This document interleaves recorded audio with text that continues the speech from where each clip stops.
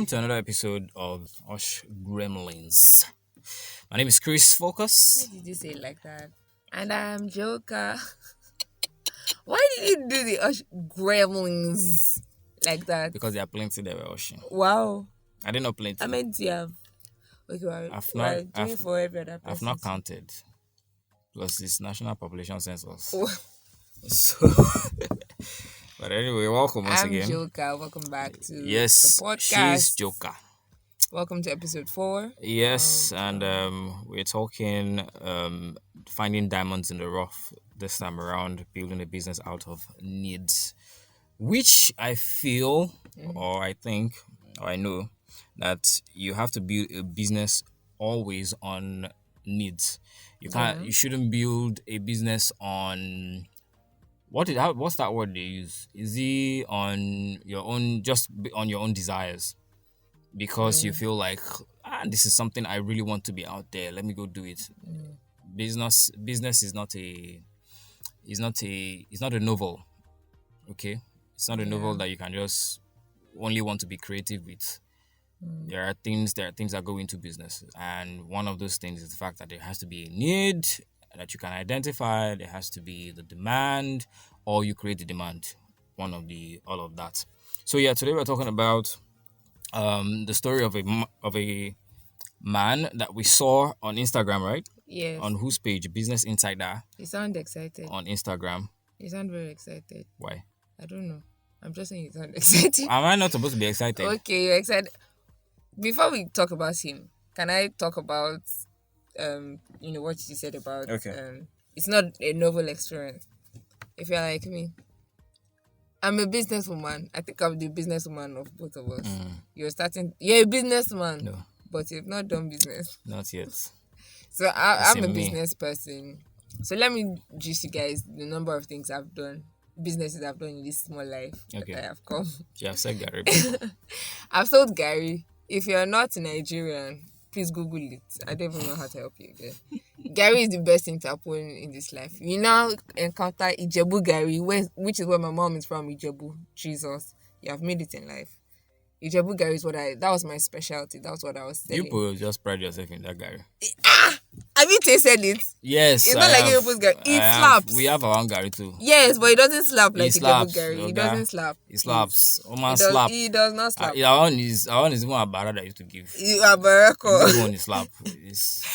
I've sold Ijebu Gary, my people. I used to sell sacks when I was in school. I've sold dried catfish. My cousin, had a farm. Yeah. So I used to sell dried catfish. Then my dad also started pomo. Dried pomo. Yeah. So he brought dried pomo, and then it was Momsi that just went into packaging and selling.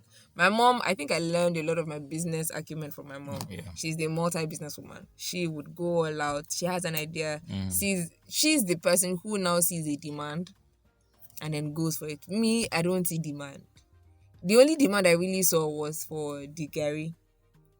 For the fish and the pomo, it was just what I felt people would need. You could have created a demand. I could have created the demand that people would need. Then I sold jewelry at some point. But that business failed. You know why? I bought jewelry that I knew that people, like, at the beginning of the semester, people liked, to look fly. They had a lot more money to sell than last semester. So they bought new stuff every time. And that was when they had money. So I knew that, this is something that could fly. And then I was in the choir. A lot of people needed stuff, to just spice up their wardrobe. The mistake I made was buying things I liked. The jewelry I liked. Because in my head, the way I rationalized it was... Don't like what this is doing.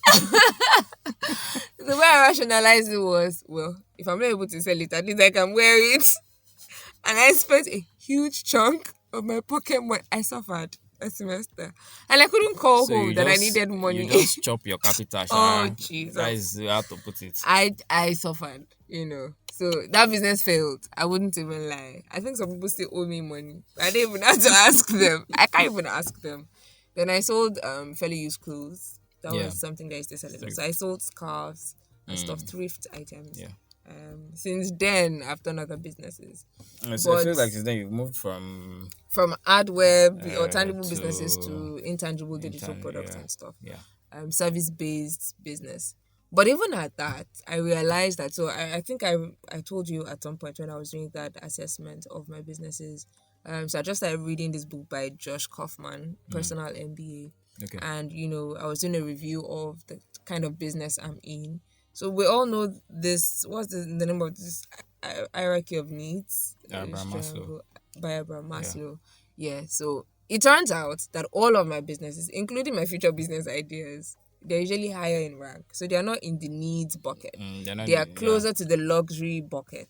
Like, those are the things, because most of my stuff is in the knowledge industry. So I sell books, and then I sell, writing services. Then I do coaching, I do consulting, business development, and personal development. So at the end of the day, but initially when I started, yes, there is a need, but it's not a pressing need.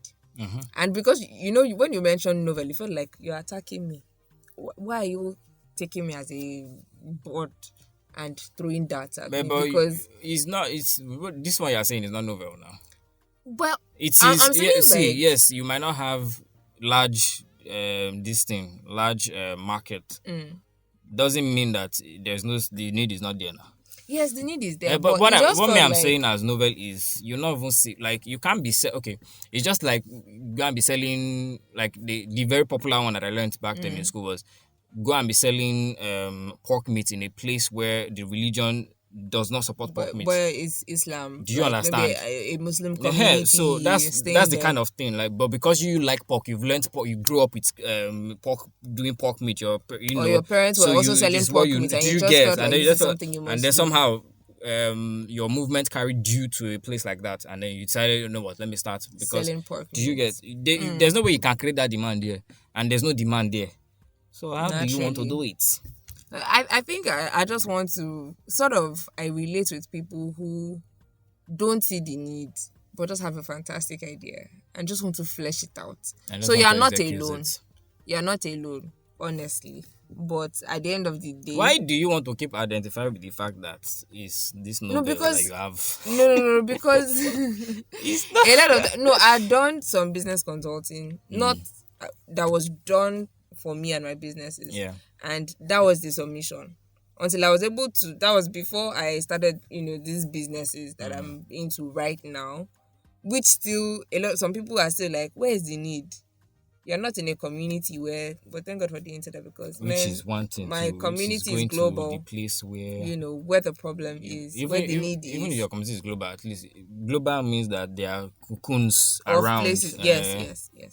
So yeah. So there is that. I'm just saying that I sort of identify and know what it's like to have, because I still have it. I have ideas. Some of the reason why I don't flesh them out or work on them is because it feels like, fam, this can't work. This is not for this time. There will be a time where it will be needed, but this is not for this time. So just have that idea and just, But I guess like we were talking about in the last episode, it's just you being able to sort out the fluff, the noise. Because somehow, right now, those kind of ideas might be noise to you, which might not let you do the ideas, execute on the ideas that would actually work now. Yeah. Which is why you have to put it aside. I'm just saying that I understand what it means to have ideas. So, sometimes you have this flood of idea. This flood of insights I get what is possible and how you can. But then being able, what is hard to do is the discipline to put it aside, filtering noise. That's the hard stuff to do. Everybody can do easy stuff because you'll be so passionate about the idea, and it'll be so painful. I get it. I have stuff too like that, but me, I'm not even as adventurous to say I want to, because the one that I know that won't work, I've not done it. All right, so I get what it is like, but I'm just saying, there's just that also still a place of that filtering them as noise, understanding that they are noise, putting them in the bucket somewhere, and just locking them up in the attic or something, and then going with what is needed right now. Like Oprah Winfrey was saying that that popular line of "do what you have to be able to do what you want to do." Yeah, simple. That's just it. So it applies to the same thing to business and the ideas that you have, your flood of ideas. What do you have to do right now to be able to do those ones that you know that you only matter, or it might not sell you, but I've done it. It could I've mean getting a satisfied job. Sort of like myself. this video of Drinks.ng Yeah. that we saw. Yeah. You know, he worked, he enjoyed working. He never even saw himself as an entrepreneur. It Yeah. was only when he identified the need, he now came back to say, saw okay. it. And then all the skills he had garnered with everything that he had done, the people he had worked with, for, yeah. he had worked with, Yeah. then now was able to be transferred transposed it. into the business that he then now launched. But Wait. so talking about what you must do. Yeah. You should probably see that video by Drinks.ng. I feel like we are appearing Tayo. No, Tayo, if you're listening to these, please come pay your dues. We Come love and you, pay. brother. He's doing something that I'd always wanted, which is another thing what that he's doing I is great. celebrate. It's great. When I see people doing things that I feel like that I had plans to do, especially if they are sorting a particular need, I'm usually so excited. Like, can I donate to your, you know, I can't, I may not be able to do it now. I may not be able to do it the way you do it. I may, at the end of the day, I may go back to do, you know, similar stuff. But for now that I can't do it, can I just support you and say, you know, well done. I appreciate what you're doing. Yeah. This is phenomenal. So shout out to you, Taya. I know you're reaching out to the African community, which is a community where we're reaching, with African content, you know, and so, talking about Africans, things by Africans for Africa. You know, and his focus is really on Nigeria, though. Yeah, he focuses on Nigeria a whole lot. I know he has done other African stuff, but his focus, you can tell that the majority of his content is Nigeria. At least. But I feel like maybe for him it's like local. How do they say that thing? Where you're going from your local out. So I feel like that's what he's doing. He's trying to capture his own immediate environment first, and then he'll just go on like that. We celebrate that, man. We see you, we hear you, we celebrate you. Well done, job well done. Still come and pay your dues here. So. Well, what I was going to say is watch that. If you don't watch any of that video of Aina, watch that one with the Drinks.ng guy. I've forgotten how he titled it. He didn't title Drinks.ng. He titled it a certain way about how somebody was making some sort of amount or something like that. So you should watch that one. He left the UK to build the biggest drink company in Nigeria. So you could just search that now, biggest drink company in Nigeria. You should see that. This guy shared a lot of insights into a lot of stuff. And then I think the part that moves me the most was the blooper when afterwards, where he was saying, don't say something. No, wait, I don't want to spoil it. But he was saying something, and then the resultant effect of what he was talking about happened right there. Like right there, while they were recording, seconds, like pam. It was just immediate. Like pam. It felt like a dream. It felt like they were waiting for him. It felt like a movie. That was it felt like. It felt like a movie. So anyway, we're getting back now. By the way, Drinks.ng is doing great stuff to us. Really fun. I like the story. Stuff. I like the story. I was going to talk about this story. I like the story. Right? Because, you know, initially, he had just given insights to talk about if the business dies, tomorrow morning they would wake up and say, how can we go harder? How can we go again? And then he now gave a practical example, like I saw pictures. I'm like, so this way. Because initially I was like, man, I'm taking that lesson with me. Like, if my business fails, we were thinking it was abstract dying. Like maybe you run out of funds. Nobody comes staff turnover. Or maybe there was one missing link. All those abstract. Or nobody comes to patronize you for for a month. Or maybe do you understand? Your patronage fell. Something like that. Yeah, like the business failed. You know. And then he just shows. And then he shows the picture. A picture of the business actually dying. Like there's no greater death than the guy switched from British accent to Nigerian accent when he said it because he was actually really dying, He had to. But you should see that video. Let's not spoil it. Let's not spoil it. It's phenomenal. Maybe we'll put the link as well. We should probably put the YouTube video link there. We should put the video. So anyway, to the guy we wanted to talk about today. We're going to be talking about two, but the other one, it's not like there's a lot of it that is going on, so we'll just talk about that generally. But for this one, let's look at this one. So Business Insider, like I was saying the other time, So It's let about me just give you the Marcus context that we Graham. have here, and it's a 31-year-old entrepreneur who made $300,000 Dollars. from vending Vending machine machine sales sales. and passive income. The entire story goes on to talk about how he built his business, which in 2018 his name, you already mentioned Marcus Marcus Graham, Graham. when he moved to Philadelphia with real estate aspirations, which is one thing. You might have one thing in mind, Yeah, but and then then something something else comes else. up. But when he realized vending machines could generate cash flow and required less startup capital, he changed his Can mind. I just talk briefly about what Yeah, vending machines? So vending machines are those things we see. I think they're more common in the West. definitely. So we don't see a lot of them in Africa, except No, maybe you go to South maybe South Africa or Africa. Egypt. I I'm feel not like sure. Egypt will Or have. I feel like Morocco. I feel like Ghana will probably have. I I'm kind not of feel sure. like that. But Ghana, maybe Ghana is maybe. Yeah. Ordinary Cotonou. Not ordinary. Sorry, I don't mean that. they are I coming don't for. mean that. I'm not there. I Thanks. I don't mean that. But like even Cotonou, who's Yeah. like really closer than Ghana, is it? Yes, I Yeah, believe it so. is. I think it Really is. closer than Yeah. Ghana, has some rich, beautiful stuff. But I think if we even go to the north, would see that's northern Nigeria. I've heard because I've always dreamt of going to the north, but I've not been able to as yet. But I've heard of so many rich, diverse, beautiful stuff that they have there Yeah. that it feels like we don't have here because we don't have In access the to south. in the south. Yeah. Yeah, but vending machines are just automated machines for goodies, things you want to eat, things you want to drink. Yeah. You Looks like just a put in a fridge. coin. Yeah, it looks like a fridge. Okay, we can describe it with those fridge where you pick drinks from in eatery, in fast food joints, and those transparent front fridge. Yes. Where the place Sort of where you like can that. see when you go to the malls, for instance, the hypermarkets, Or a restaurant. where they put those drinks, those cold ones actually, where you can open those fridge or slide them, where it's just And pick glass front and stuff. pick stuff. It's just But like instead that. of But instead of sliding, sliding or opening you put in a coin, you put in or some card, money or your card, and then you select the drink you want, and then it just releases it to you in another contraption space beneath, like a and bin, you just pick your stuff and then go. you just pick your stuff. So those are vending machines. And then this guy goes on to, because he sees that there's cash flow, it requires less startup capital than if you wanted to do real estate, so. And then he launched that business with the goal of turning his $10,000 in savings into $1 million.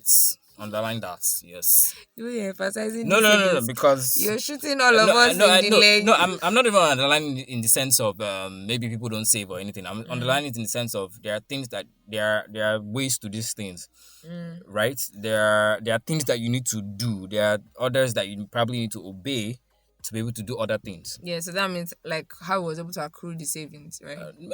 Accrue the savings, but I'm just saying that you need to understand that, just like we were saying with the ghost things, with the reverse engineering. Okay. What do you need to get this? Okay, maybe I need to get this. What do I need to get this? To him, he felt like that saving was his starting point. Of, let's go out, right? So that's what I'm just trying to say. That like there are some things you can't jump.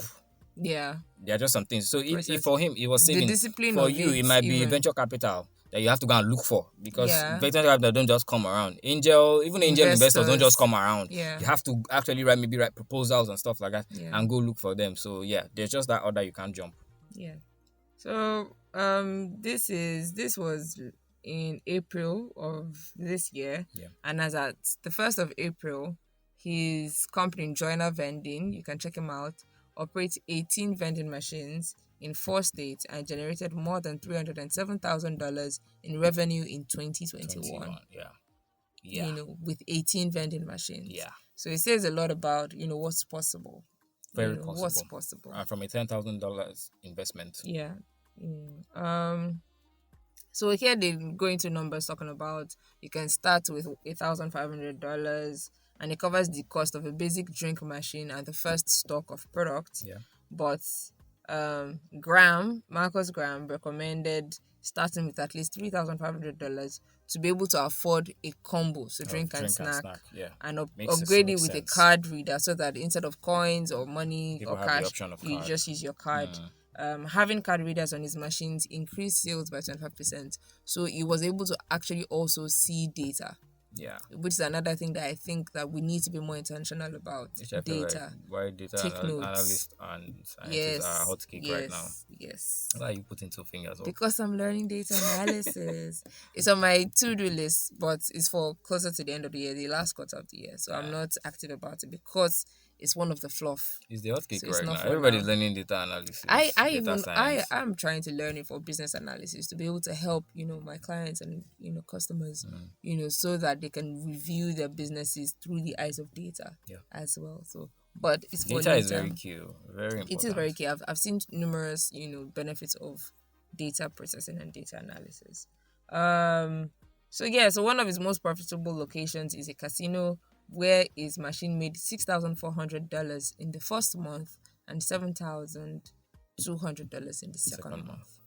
So again, we see the numbers. Yeah. He knows his numbers. Yeah. You can't just do business, which is another thing I think for your business gremlins. Anything is possible. Find the need. Look at what's needed. Looking at the casino, everybody's sweaty. Nobody wants to have to go stay in queue to get a drink and stuff like that. So you just walk up to the vending machine, and put in your card details, get what you want to get, and go back to the fun table. And the games. Yeah. So just look for the need, which is another thing, which is like primarily, like Focus had said, you have to take out the fluff, take out the noise. Yep. The things you desire to do, like we said in the last episode, the things you desire to do, they're good. The desires you have they're worthy of having. Definitely. You should be able to review those not desires. Let down on those things. Don't shut them out. Don't lock them in. But what must you do to do what you want to do? What can you? Yeah, is what must you do to do what you want to do? Yeah. So there is. I'm really rooting for this guy. I know that sometime soon he's going to go into real estate. Back again, right? And he's just going to continue this one. Yeah, who knows? Multiple stream of income. Straight. It could be that even it starts to sort of like these guys.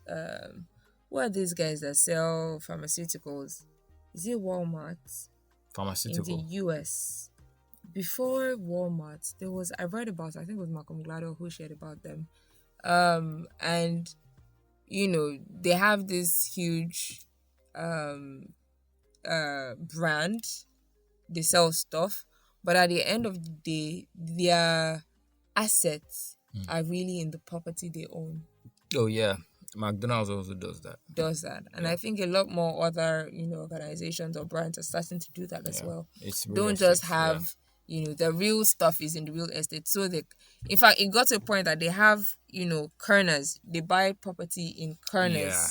Very strategic. I don't know why I can't remember. Very strategic location. So they can repurpose to the ends of the age. Yeah. So there is that. So you could go back to having vending machines in prime locations and then owning such locations, or using those vending machines to promote the sales by having stickers of prime locations within the area that is selecting. I'm just throwing ideas. I'm not sure I understand that one. So like having a vending machine and then on the side of the vending machine having, like stickers or big posters on the side, like ads that now tell you about like very prime locations in a particular place. So having that imagery imprinted prime locations for what? For real estate. Okay, like for real estate locations, places that are available residency. Within, residency, okay. Stuff like that. And when people are eating, it's an emotional time.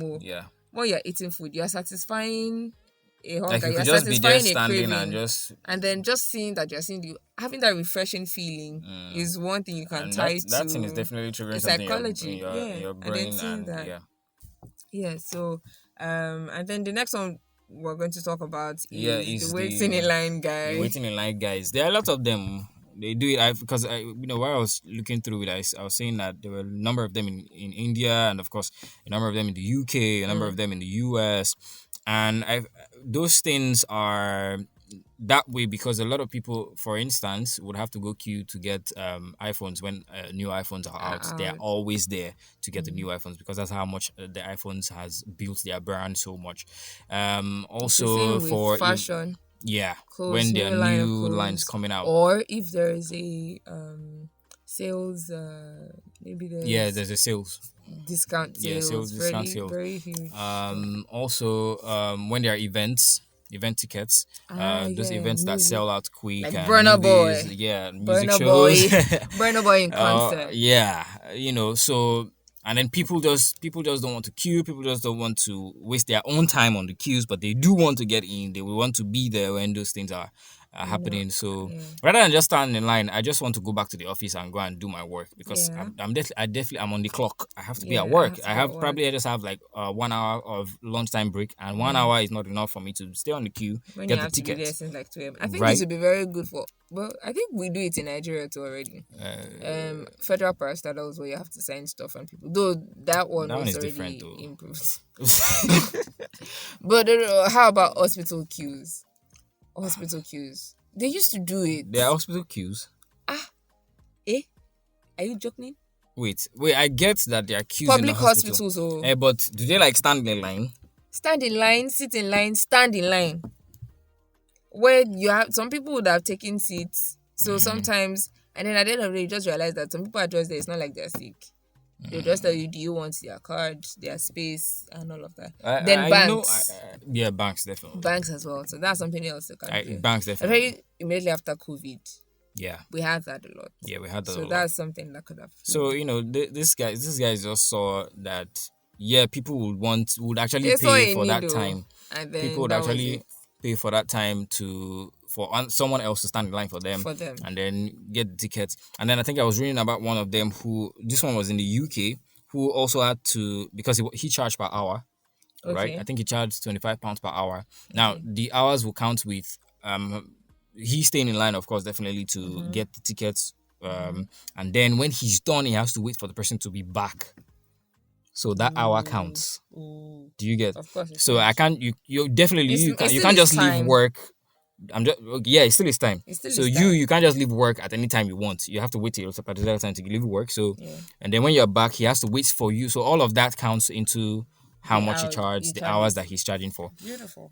So it's great business for people like that. They have seen that need. They have seen that this is something that people want. People want to exchange that time for money, right? Yeah, it's time exchange for money now. It's value. Yeah, so they do that, and then they stand in line. And then there was this one we're looking at this guy who I think was in New York, who scaled it up. Yeah, you would have thought this business could not be scaled up. He scaled it up. That was the beauty for me, like guy. He scaled it up and had employees. Like guy. Right, he employed other people to actually stand. Created a company name. Imagine going to CAC to go and register a this is what he did. That's what he did. Had a name for the company, and then what they do of services they offer is standing in line, standing in queues for you. It's something else. And I think at that point, he was able to make him sort of like a social entrepreneurship business as well, because he was employing homeless people. Yeah, people who would really do a job like that. Need the money and things like people that. So it was really beautiful to see that. That diamond in the rough was found. So one of the things I'd said was that one key question I wanted to ask our listeners was, what is the weirdest thing that could make money around you? And it's not in the weird. The goal is not in the weird. It's in the need. What is that thing around you that seems like, maybe it's not so, like, who would pay money for this? Tell us about it. What's that one thing that is a need around you? Yeah. That, could make money. Make money, yeah. That you see as, people need this. It may seem very weird. One of the things that I've enjoyed, I'd seen it when I first started in university in Futa. And then later, over time, it became a norm also in Lagos and other cities around. And that was, so there was this woman who used to sell pepper. And then she just realized that a lot of people used to stand in queue, and some of the big boys and the big girls still want to stand in queue to grind pepper. So she would have just put stuff together, tomatoes, rodo, tatashi, bawa, blend it with onions, package. And then it was just inside this. When I say package, I mean, I get, but like I'm saying, I'm specifying so that people know it's not put inside a bag that is sealable. That it was just nylon that they tied in the together. context, we're talking about somebody selling on the roadside, so Yeah, definitely so you can't expect so much of packaging.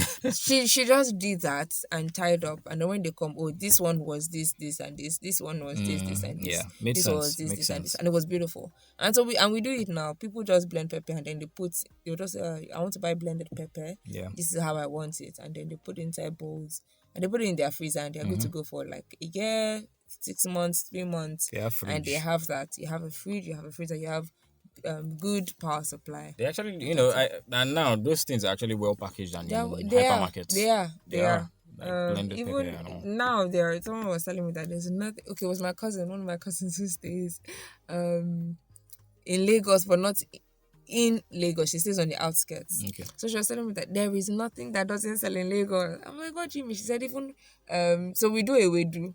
Yeah. Which are like leafy vegetables that you have to take off the stalks. So she said even the stalked ewedu that you remove The stalk, the stalks from them, just take the leaves alone. They do it, package and sell.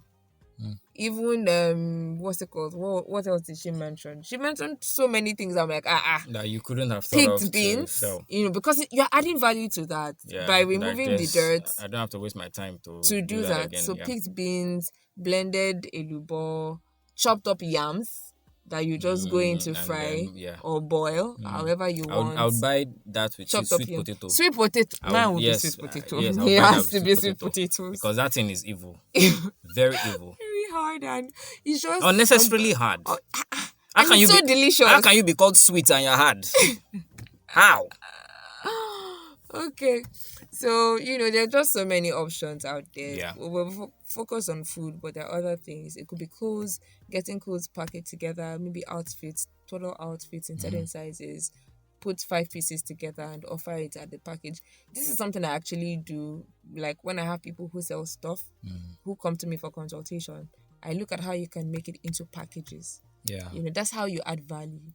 And then add something else apart from what you're selling. So it could be shoes, it could be purses, it could be accessories, earrings, things like that. You just add it as an added value. You're selling air, how can you add a wig cap? How can you add, wig stand? Accessories, maybe combs, hot just combs, the basic accessories that they need. Hair dryers, things like that. That don't cost so much. So I just put it into a package, have that, and the real question here is for you to find out, look out around you to see what is actually that makes sense. There's always that I don't know what word to use now, where there's a business, there's one major business, and that business can also create other little business because that business exists. Right. There's a hairdresser in your street who doesn't, because I feel like every hairdresser now sells weave on and wig and all those things. But then there's a hairdresser in your street, and they do that. What other things can you sell around that area, even in the hairdresser's place, and ask them for I just had an idea. And access to their own shops to put stuff or to show up stuff. But then, if it's a little aluminium show glass or something, whatever, glass, what can you sell there? Because you know that they already will call in the customers. And then what can you put it on display there that you know that customers will need? Like the other hairdressing salon that we went to the other day, I saw that they were selling small chops, chin chin and stuff. Yeah. People could get bored when you're making people who are making million braids, for instance. Now they are there for hours, so they will need to eat. For days. One idea I was even thinking about is for hairdressers. Maybe you find out that your hairdresser has a problem with scheduling, and customers are always clashing. You could go there and set up a scheduling thing for her, and maybe take 10 naira off of every hair she makes, or 100 naira off of every hair she makes. Just tell her that you'd help her set up so that scheduling, and maybe our other staff members as well schedule the right person. Okay, this person wants to braid, this person wants to. This is how long it'll take. This is, just help them set up a scheduling system. Maybe they'll be messaging you instead of WhatsApp, and you give them the time and things like. So people just come. And then you now have room for walk-ins. Yeah. And see how if they can be rescheduled. I saw a website like that of a salon. And that one, it goes as much as to selecting your favorite or your choosing stylist that you want. Yeah, and then you see the times that they are available. Yeah, so it makes sense. All right. Anyway, I feel like we have done as much as we will be doing today on this episode, Diamond in the Rough. Do not forget that we are saying, what is that weirdest thing that could make you money around you? Just look around, okay? Look around and Open find your them. eyes. All right. Quiet those gremlins, and we'll see you in the next episode. Yeah. CHRISFOCUS and JOKA Signing out. Bye.